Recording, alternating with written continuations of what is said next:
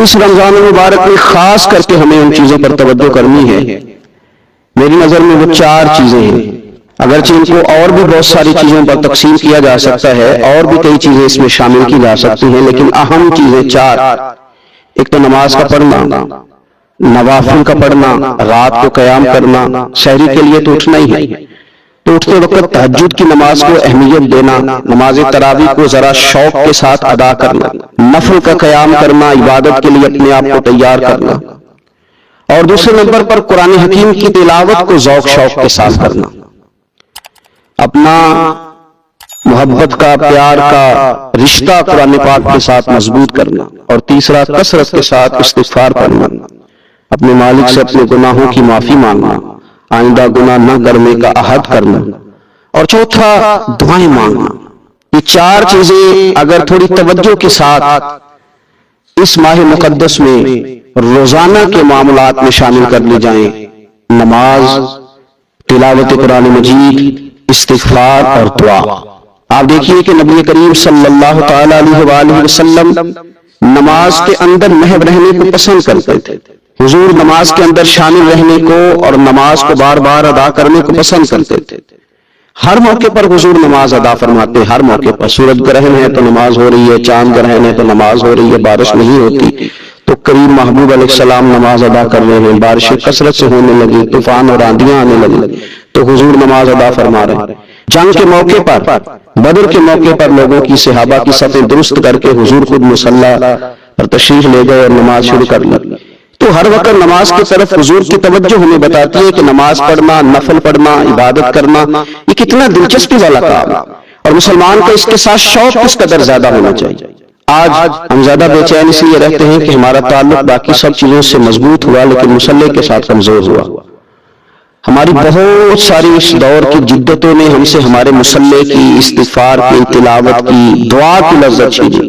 اگر ہم تھوڑا لوٹ کر کے آئیں اور کچھ گھنٹوں کے لیے، کچھ وقت کے لیے، کچھ ٹائم کے لیے، اگرچہ وہ مختصر ہی کیوں نہ ہو، ہم اپنے معاملات جو عبادت کے تعلق سے ان کو مضبوط کریں، موبائل بند کیے جائیں، ایک کونا تلاش کیا جائے، کوشش کی جائے تنہائی کرے انسان اپنے مالک کے ساتھ.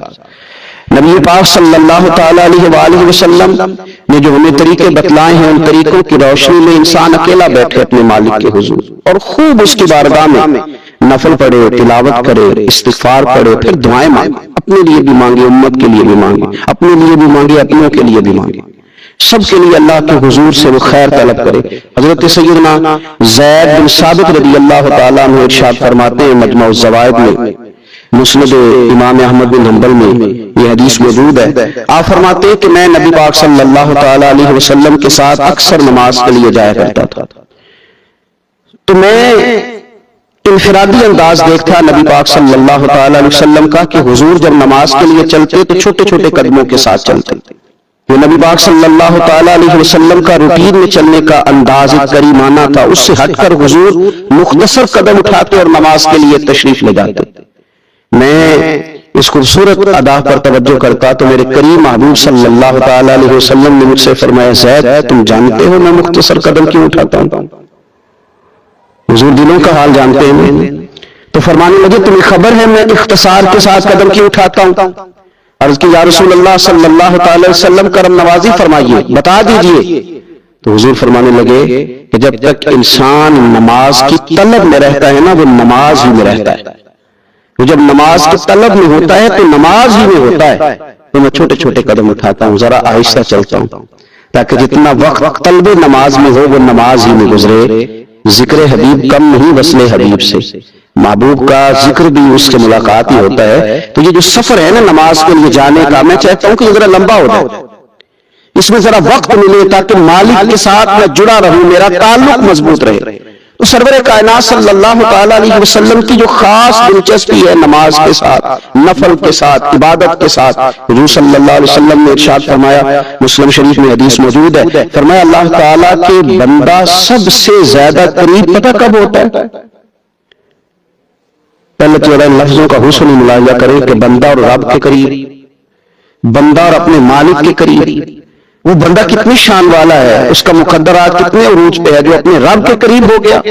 حضور فرمانے لگے غلاموں سنو، بندہ اپنے رب کے سب سے زیادہ قریب سجدے کی حالت میں ہوتا ہے، لہذا فرمایا سجدوں میں کثرت سے دعا کیا کرو، یا اس سے مانگ لیا کرو سجدوں میں، اب تمہارا قرب ہے، اب تم جب کشکول طلب دراز کرو گے تو وہ تمہیں عطا کرے گا، جب تم نے اپنا سر سجدوں میں رکھا ہو تو پھر اپنی آرزویں لے آؤ ساری، اب رب تمہارے کشکول بھرے گا، تمہیں خیرات ملے گی، تمہاری طلب سے بڑھ کر تمہیں عطا کیا جائے گا۔ تو عبادت کے ساتھ جب آپ کا تعلق ہوتا ہے تو آپ قرب الہی میں ہوتے ہیں، اللہ کے قریب چلے جاتے ہیں۔ شرط یہ ہے کہ تھوڑی دیر بھول جائیں موبائل کو، تھوڑی دیر چھوڑ دیں دنیا داری کے خیالات، تھوڑی دیر وہ ایک دن چھوڑ کے سارا کچھ بھی تو جانا ہے نا اللہ کے حضور، تو آج بھی اگر کچھ وقت کے لیے ترک کیا جائے، اسلام میں رہبانیت نہیں، لیکن حضور تہجد کی نماز پڑھتے تھے، حضور اعتکاف کرتے تھے، غار حرا میں وقت گزارا نبی پاک علیہ السلام۔ کچھ وقت تو ایسا ہو جو انسان اپنے رب کے ساتھ گزارے، اللہ کے ساتھ اپنے تعلق کو بھی مضبوط کرے۔ دیکھیے حضرت سیدنا یوسف بن عبداللہ بن سلام رضی اللہ تعالیٰ عنہ، حضرت عبداللہ بن سلام رضی اللہ تعالیٰ عنہ معروف صحابی رسول صلی اللہ تعالیٰ علیہ وسلم کے صاحبزادے، یہ حضرت ابو درداء رضی اللہ تعالیٰ عنہ سے ملنے کے لیے تشریف لے گئے۔ فرماتے ہیں کہ جب میں ان سے ملنے کے لیے گیا تو وہ شدید علیل تھے، حضرت سیدنا ابو درداء رضی اللہ تعالیٰ عنہ بڑے جلیل قدر صحابی اور بڑے صاحب الرائے آدمی، حضرت عمر فاروق رضی اللہ تعالیٰ عنہ اکثر ان سے مشورہ لیا کرتے تھے۔ فرماتے ہیں جب ان سے ملنے کے لیے گیا تو وہ سخت بیمار تھے اور اسی بیماری میں ان کا وصال ہوا۔ میں ان سے ملنے گیا تو مجھ سے کہنے لگے کہ بھتیجے، حضرت عبداللہ بن سلام کے بیٹے ہیں نا یوسف بن عبداللہ، تو وہ چونکہ ان کا دوستانہ تھا، کہنے لگے بھتیجے تم اس شہر میں کس طرح آیا؟ جناب یوسف بن عبداللہ کہتے ہیں میں نے عرض کی کہ آپ کا میرے والد کے ساتھ جو تعلق تھا، جو دوستانہ تھا، اس تعلق نے مجھے مجبور کیا کہ میں آپ کی تیمارداری کروں۔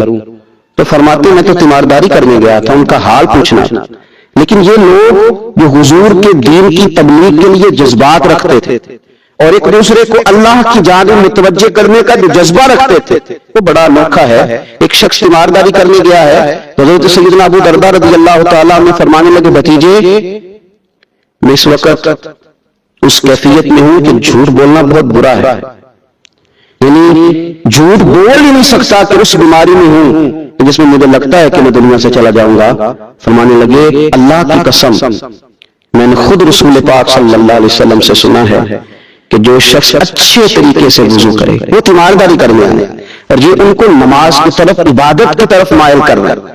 فرماتے میں نے خود حضور صلی اللہ علیہ وسلم سے سنا ہے کہ جو شخص اچھے طریقے سے وضو کرے پھر 2 رکعتیں نماز پڑھ لے یا 4 رکعتیں نماز پڑھ لے، اخلاص کے ساتھ پڑھے، اچھا وضو کرے، 2 رکعتیں پڑھ لے یا 4 پڑھ لے، یعنی 2 نفل ادا کرے یا 4 کر لے، اور پھر وہ خلوص کے ساتھ اپنے رب سے مغفرت طلب کرے تو اللہ اس بندے کی بخشش فرما دے گا۔ یہ میں نے سنا ہے حضور سے، یہ میں نے خود سنا۔ مرض وصال میں سیدنا ابو درداء رضی اللہ تعالیٰ عنہ اس کو بیان کرتے۔ تو رمضان المبارک کے اندر ہمیں موقع ملتا ہے نماز پڑھنے کا، نماز تراویح کا، رات کے قیام کا موقع میسر آتا ہے۔ ایک تو عشاء کے بعد موقع ملا تراویح پڑھنے کہ ہم کو سحری میں اٹھنا ہے، اور تہجد کی وہ خاص فضیلتیں جو عام دنوں میں کئی دفعہ مشکل ہوتی ہیں وہ اٹھنا تو ہے، اگر تھوڑا سا 10 منٹ پہلے اٹھا جائے، وضو کیا جائے، اچھے طریقے سے کچھ نوافل ادا کر لیے جائیں، پھر سحری کے معاملات میں مشغول ہوا جائے۔ نبی پاک صلی اللہ تعالی علیہ وآلہ وسلم ارشاد فرماتے، یہ ترمذی شریف کی حدیث ہے، حضور علیہ الصلوۃ والسلام نے ارشاد فرمایا کہ رات کا قیام اپنے اوپر لازم کر لو۔ اگرچہ یہ لازم کرنا یہ استحبابی حکم ہے، حضور صلی اللہ تعالی علیہ وسلم نے اسے فرض قرار نہیں دیا، لیکن حضور شوق دلاتا، فرمایا رات کا قیام، رات کا قیام، ساون کی کالی راتوں میں جب بوندا باندی ہوتی ہے، وہ راتوں کو اٹھ روتے ہیں جب خلقت ساری سوتی ہے۔ اور حضرت میاں صاحب رحمۃ اللہ علیہ نے فرمایا تھا کہ رات ہوئے تے بے دردانو نیند پیاری آوے، تے درد مندانو یاد سجن دی ستیاں میان جگاوے۔ فرمایا رات کا قیام، حضور سید عالم صلی اللہ تعالی علیہ وسلم فرماتے ہیں رات کا قیام اپنے اوپر لازم کر لو، اس لیے کہ یہ رات کا قیام تم سے پہلے نیک لوگوں کا طریقہ ہے، اور یہ تمہارے لیے قرب خدا بندی کا باعث ہے، یہ تمہیں اللہ کے قریب کر دے گا۔ اور حضور صلی اللہ تعالی علیہ وسلم فرمانے لگے یہ رات کا قیام تمہاری برائیوں کو مٹا دے گا اور یہ تمہیں گناہوں سے روک لے گا، گویا رب کریم تمہیں معافی عطا فرمائے گا، یہ تمہارے لیے بخشش کا ذریعہ بن جائے گا۔ یہ برائیوں کو مٹانے والا ہے رات کا قیام، یہ گناہوں سے روکنے والا ہے رات کا قیام۔ تو نماز کی طرف خاص توجہ کریں۔ اسی طرح کا معاملہ تھوڑا سا ہمیں ذوق کے ساتھ قرآن پاک کی تلاوت کے ساتھ اپنے آپ کو وابستہ کرنا چاہیے۔ بحقی شریف میں حدیث ہے، نبی پاک صلی اللہ تعالی علیہ وسلم نے فرمایا میری امت کی سب سے افضل عبادت تلاوت قرآن ہے، سب سے افضل عبادت تلاوت قرآن۔ اور حضور صلی اللہ تعالی علیہ وسلم فرماتے ہیں قیامت کے دن قرآن پڑھنے والے سے کہا جائے گا تو پڑھ، تو جتنی آیتیں پڑھتا جائے گا رب تیرے اتنے درجے بلند کرتا جائے گا۔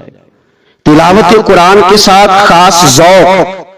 رمضان شریف کے اندر گھروں کے اندر اگر قرآن پاک کی تلاوت کی جائے، ہم دیکھتے تھے جب دیہاتوں میں ہوتے تھے تو گھر کے اندر بڑا ذوق ہوتا تھا قرآن پاک کی تلاوت کا۔ بہن بھائی ایک دوسرے سے پوچھتے تھے تیرا کون سا سپارہ ہے، تو کہتے میں کیوں بتاؤں، تو بتا تیرا کون سا ہے۔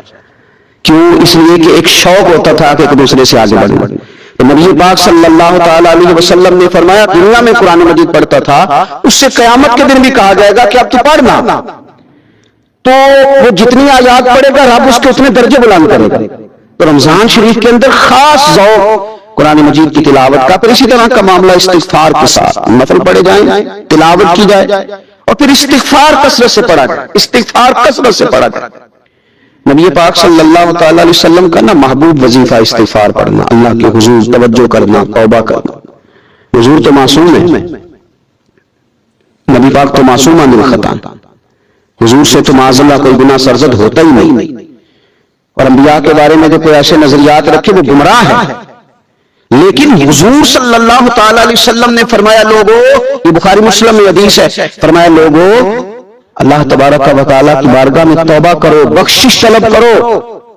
حضور فرماتے ہیں میں دن میں 100 مرتبہ اپنے رب کی بارگاہ میں توبہ کرتا ہوں۔ حضور تو معصوم ہے۔ یہ توبہ کس لیے ہے؟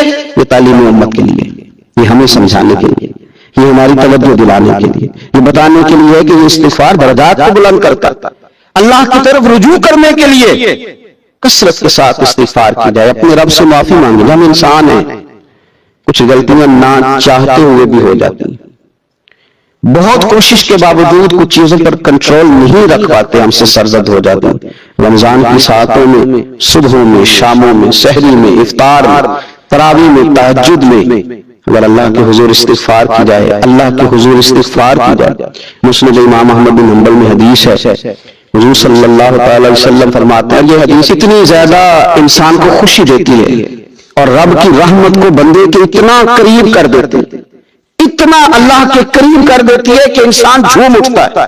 کبھی اس حدیث کے جملے پر غور کریں، نبی پاک صلی اللہ تعالی علیہ وآلہ وسلم کس طرح رب کی رحمت ہمارے سامنے بیان کرتے ہیں، اور جب حضور اپنی زبان نور سے بیان کرتے ہیں پھر تو یہ لگتا ہے کہ روح کی گہرائیوں تک بات چلی گئی۔ حضور سید عالم صلی اللہ تعالی علیہ وسلم فرماتے ہیں شیطان نے رب کریم کی بارگاہ میں یہ کہا تھا کہ اے مالک مجھے تیری عزت کی قسم جب تک ان لوگوں کے جسموں میں روح رہے گی میں انہیں گمراہ کرتا رہوں گا۔ جب اللہ نے اسے کہا نا کہ تو نکل جا تو مردود ہے، تو اس نے کہا مجھے تیری عزت کی قسم جب تک ان کے جسموں میں روح باقی ہے میں انہیں گمراہ کرتا رہوں گا۔ تو میرے کریم محبوب علیہ السلام مدینے والے پیارے حبیب علیہ السلام فرماتے ہیں رب کریم نے فرمایا سن ابلیس، اگر تو یہ قسم اٹھاتا ہے کہ تو جب تک ان کے جسموں میں روح ہے انہیں گمراہ کرتا رہے گا تو پھر مجھے بھی اپنی عزت اور جلال کی قسم یہ جب تک مجھ سے معافی مانگتے رہیں گے میں انہیں معاف کرتا رہوں گا، میں بھی انہیں معاف کرتا رہوں گا یہ جب جب مجھ سے بخشش مانگیں گے، جب جب مجھ سے بخشش مانگیں گے۔ اس یہاں سے کبھی ہم نے کنارہ نہ کیا اور تو نے بھی تو دل آزردہ ہمارا نہ کیا، ہم نے تو جہنم کی بہت کی تدبیر پر میرے مولا تیری رحمت نے گوارا نہ کیا۔ تو کثرت کے ساتھ استغفار رمضان میں کیا جائے، اللہ کے حضور معافیاں مانگی جائیں، اور میں تو کہتا ہوں اپنے لیے بھی مانگی جائیں، دوسروں کے لیے بھی مانگی جائیں۔ استغفار سے وہ مان جاتا ہے۔ اور پھر سب سے زیادہ اس چیز پر توجہ دینے کی ضرورت ہے وہ ہے عبادت کا مغز یعنی دعا۔ میں اکثر کہتا رہتا ہوں کہ ہمارے ڈاکٹر ہمیں یہ کہتے ہیں کہ تمہارے دلوں میں کچھ دکھ ہیں وہ کہہ دو تو تمہاری بیماریاں ہلکی ہو جائیں گی، دل کے بوجھ اتار دو، تم کہہ دو کسی سے اپنے غم تاکہ تمہارے دل ہلکے ہو جائیں۔ اب کچھ غم بڑے ذاتی قسم کے بنا کسی سے کہہ ہی نہیں سکتا، بڑی نجی قسم کے کچھ دکھ ہیں کسی سے کیسے بیان کرے، تو ہمارے دین نے ہمیں دعا سکھائی۔ مانا کیا ہے جو کسی سے نہیں کہہ سکتے وہ رب رسول سے کہہ دو، کہہ دو تاکہ تمہارا دل بھی ہلکا ہو، تمہاری عزت بھی محفوظ رہے۔ اور تم نے کہا بھی اس طبیب کے سامنے جو سب سے بڑھ کر شفا دینے والا، کہا اس مالک کے سامنے جو سب سے زیادہ خزانے بانٹنے والا۔ ترمذی شریف میں حدیث ہے، حضور نے فرمایا دعا عبادت ہے۔ اسی ترمذی میں حدیث ہے، فرمایا دعا عبادت کا مغز ہے۔ اور اسی ترمذی میں حدیث ہے، نبی پاک علیہ السلام نے فرمایا یاد رکھو رب کے نزدیک، اللہ کے نزدیک دعا سے زیادہ عزت والی چیز کوئی نہیں، اس سے بڑی اکرام والی چیز ہی کوئی نہیں اللہ کے حضور۔ تم اپنے رب سے جب مانگتے ہو تو بڑے معزز ہوتے ہو، دنیا داروں کے سامنے ہاتھ پھیلاؤ گے، دکھ سناؤ گے تو عزت میں کمی آئے، لیکن جب تم اللہ سے مانگتے ہو، مالک کے حضور کشکے میں طلب دراز کرتے ہو، تو اس سے بڑی عزت والی چیز کوئی نہیں۔ پھر ایک دل میں سوال آتا تھا کہ کتنا کو مانگے، مالک سے کتنا سوال کریں، کس قدر طلب کریں؟ تو بہقی شریف میں حضور نے یہ مسئلہ بھی حل کر دیا۔ اللہ کے پیارے حبیب علیہ السلام نے فرمایا ہر چیز اپنے رب سے مانگ لو، ہر چیز اپنے رب سے طلب کرو، حتیٰ کہ نمک ہی کیوں نہ ہو، وہی مانگنا ہو تو مالک سے ہی مانگو۔ اللہ کے حضور عرض کرو اس کے پیارے محبوب علیہ السلام کے غلاموں، تمہارے ہاتھ وسیلہ جو آ گیا ہے مدینے والے محبوب کا، اس کی بارگاہ سے مانگو، بار بار مانگو، کئی بار مانگو، اور اپنے لیے بھی طلب کرو، دوسروں کے لیے بھی طلب کرو، امت کے لیے طلب کرو، ملک و ملت کے لیے طلب کرو۔ تو رمضان شریف کی پہلی نشست میں ایک تو ہمیں اپنی عبادت کو، اپنے نوافل کو، اپنی نماز کو مضبوط کرنا ہے، کوشش کریں قضا نمازوں پر بھی توجہ دی جائے، یہ بہت بڑا قرض ہے اور یہ ہم ہی ادا کریں گے تو ادا ہوگا۔ اور دوسری بات یہ کہ کثرت کے ساتھ قرآن مجید کی تلاوت کی جائے، تیسری بات یہ کہ استغفار کو اپنے پر لازم کیا جائے، اور چوتھی بات دعائیں مانگی جائیں۔ رمضان کی گھڑیاں بڑی قبولیت والی ہیں، بڑی قبولیت والی ہیں۔ افطار کے وقت جو بندہ مانگتا ہے رب اس کی دعا کو قبول فرماتا۔ ان اوقات میں اللہ سے مانگا جائے اور خوب مانگا جائے۔ رمضان شریف میں 3-4 چیزوں کا خاص خیال رکھنا ہے ہم نے، خاص۔ ایک تو رمضان شریف میں قرآن پاک سے خاص محبت فرمائیں، شہر رمضان الذی انزل فیہ القرآن، خاص محبت۔ الحمدللہ ہمارے ہاں قرآن کے عالم بھی موجود ہیں، حافظ بھی موجود ہیں، بلکہ مسجدیں کم ہوتی ہیں، حافظ زیادہ ہوتے ہیں۔ یہ دیکھ لیجیے مدارس کی خدمات ہے اللہ کے فضل سے، قرآن بھی ہے، سب کچھ ہے۔ اب ضرورت ہے قرآن پاک سے محبت کرنے والوں کی، تو خوب ارادہ کریں کہ قرآن مجید سننا ہے۔ ہم کھڑے رہتے ہیں، پاسپورٹ کے دفتر بھی 1.5 گھنٹہ لوگ کھڑے ہیں، شناختی کارڈ کے دفتر میں بھی کھڑے، امیگریشن کی لائنوں میں بھی کھڑے۔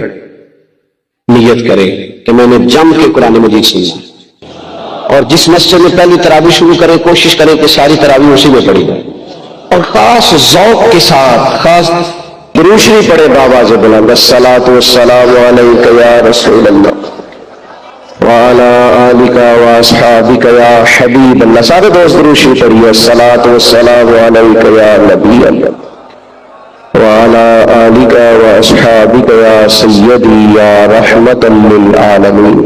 میرے بھائیوں،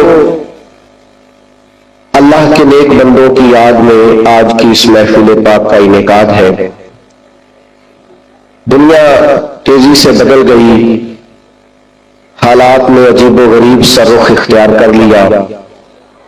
تصوف اور طریقت کے نام پر کچھ لوگ تو بالکل منکر ہو گئے اس خوبصورت طرز تربیت کے، اور کچھ لوگوں نے عجیب و غریب سے فلسفے اختیار کر لیے۔ میں نے کہا تھا موبائل نہ چلائیں بیٹا، آپ ادھر دیکھ رہے ہیں میری طرف دیکھنے کی بجائے، کمال ہو گئی۔ موبائل نے تو آپ کے پاس رہنا ہے، میں نے تو چلے جانا ہے۔ اور پھر آپ نے یہ تھوڑی کہا تھا کہ آپ ویڈیو بنوانے آ رہے ہیں، آپ نے تو کہا تھا تقریر کرنی ہے۔ تو یہ جو یہاں قریب بیٹھے ان کے لیے تو تقریباً منع ہے، کیونکہ یہ میرے سامنے بیٹھے آپ سے تو میں نے بات کرنی، اور پیارے بھی بڑے لگ رہے ہیں آپ مجھے، اسی لیے چھوڑے اس کام کو۔ تو مجھے کتنے سارے کیمرے لگے ہیں، یہ دے دیں گے آپ کو سارے انشاءاللہ تعالی۔ میرے بھائیوں، کچھ لوگوں نے عجیب و غریب سی تشریحات کر لی تصوف کی، کسی نے کڑے پہن لیے، کسی نے بال بے تحاشا بڑھا لیے، کسی نے عجیب و غریب رنگ اختیار کر لیا، اور بہت ساری بے دینی اس کے اندر ڈال دی۔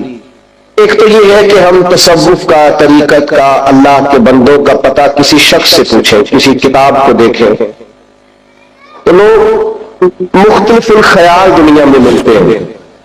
ایسا نہ کریں کہ رب کے قرآن سے ہی پوچھ لیں اللہ کے بندے کس طرح کے ہو۔